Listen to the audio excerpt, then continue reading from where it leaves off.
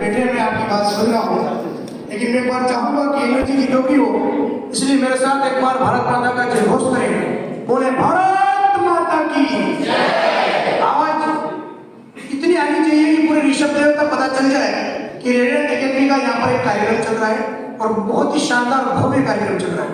तो मेरे साथ बोले भारत माता की, भारत माता की, भारत माता की। मां शारदा के चरणों में वंदन। आदरणीय रेडिएंट एकेडमी के डायरेक्टर महोदय, मैनेजमेंट टीम, हमारे अग्रज तिलकेत जी जोशी भाई साहब, जीतू जी सर, अंकित जी सर, आप सभी को बहुत बहुत धन्यवाद कि आपने इस क्षेत्र में एक ये बेहतरीन कार्यक्रम शिक्षा के क्रांति को आगे बढ़ाने के लिए किया। क्योंकि लगभग 2011 से हम लोग भी इसी दिशा में कार्यरत हैं। माँ सरस्वती धाम कोचिंग सेंटर 2011 से सरस्वती धाम के नाम से ऋषभ देव के अंदर ये प्रयासरत है। परंतु जिले और संभाग पर जो कार्य रेडिएंट एकेडमी कर रही है, तो एक बार जोरदार तालियां रेडिएंट एकेडमी के लिए बजाएं, जोरदार तालियां। साथ ही आज इस कार्यक्रम का क्या मकसद है वो मैं कुछ मेरे शब्दों में जो मैंने एनालिसिस किया, वहां बैठे बैठे मैंने देखा कि बहुत सा टैलेंट इस क्षेत्र के अंदर मौजूद है, परंतु उसको एक उचित दिशा, एक सही डायरेक्शन नहीं मिल पाता है। इस वजह से टैलेंट है वो यही रह जाता है। तो कहीं ना कहीं उस टैलेंट को आगे बढ़ाने का कार्य रेडिएंट एकेडमी कर रही है। क्योंकि यहाँ पर लगभग ऋषभ देव और खेरवाड़ा के आसपास के सभी अभिभावकगण मौजूद हैं, तो मैं उनको एक सामान्य उदाहरण के माध्यम से ये पूरी कार्यक्रम की रूपरेखा समझाने का प्रयास करूंगा और मैं आशा करता हूं कि मैं सरल शब्दों में आप तक इस बात करूँ। आपने देखा होगा हमारे पूरे विद्यालय जीवन में, स्कूली जीवन में दो ऐसे मौके आते हैं जब हम आकर किसी चौराहे पर खड़े हो जाते हैं। अब आपके मन में आ रहा होगा सर चौराहे पे तो हम रोज खड़े होते हैं ऋषभ देव के, हम उसकी बात नहीं कर रहे हैं, स्कूली जीवन की बात कर रहे हैं। विद्यालय जीवन में दो ऐसे चौराहे आते हैं जो हमारे लिए महत्वपूर्ण होते हैं और हम किस डायरेक्शन में जाने वाले हैं, कौन सी मंजिल को प्राप्त करने वाले हैं, वह भी इसी तय होता है। एक तो 10th क्लास के बाद बच्चा बड़ा कंफ्यूज होता है कि क्लास 11 के अंदर उसको कौन सा सब्जेक्ट लेना है। चौराहे का मतलब ये है, एक तो जिस रास्ते से आया है और चौराहे पर आकर उसको 3 रास्ते दिखाई दे रहे हैं तो 4 रास्ते, परंतु एक से वो स्वयं चल के आया है। अब उसके सामने 3 रास्ते हैं, उनमें से उसको किधर जाना है ये वो वहां पर डिसाइड कर रहा होता है। और एक क्लास 12 के बाद बच्चा क्या करे क्या नहीं करे, बहुत सारा कंफ्यूजन क्रिएट होता है, तब वहां पर भी वो चौराहे पर खड़ा होता है।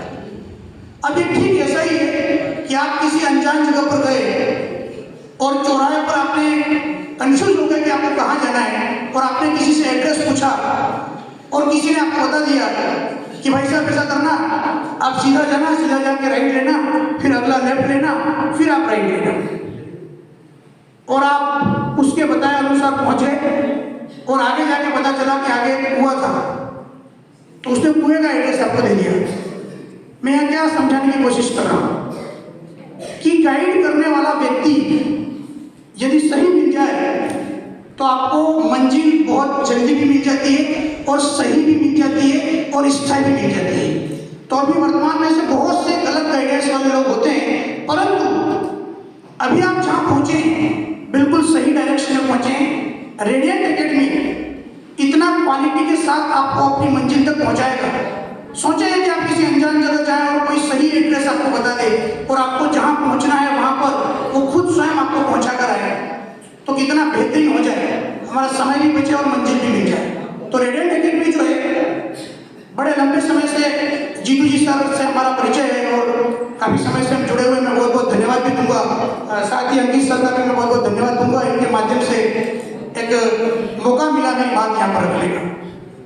तो मैं आप सभी विद्यार्थियों से आग्रह करूंगा, इस क्षेत्र के जितने भी विद्यार्थी हैं, चाहे वो ऋषभ देव के हैं या खेरवाड़ा के हैं, उन्हें रेडिएंट एकेडमी जरूर ज्वाइन करनी चाहिए। आपकी मंजिल को सही दिशा देने का कार्य, आपको सही गाइडेंस देने का कार्य एकमात्र ऐसी मैं कह सकता हूँ शिक्षण संस्थान है रेडिएंट एकेडमी, जो आपको सही तरीके से पूरे आत्मिक भाव के साथ आपको अपनी मंजिल तक ड्रॉप करके आएगी।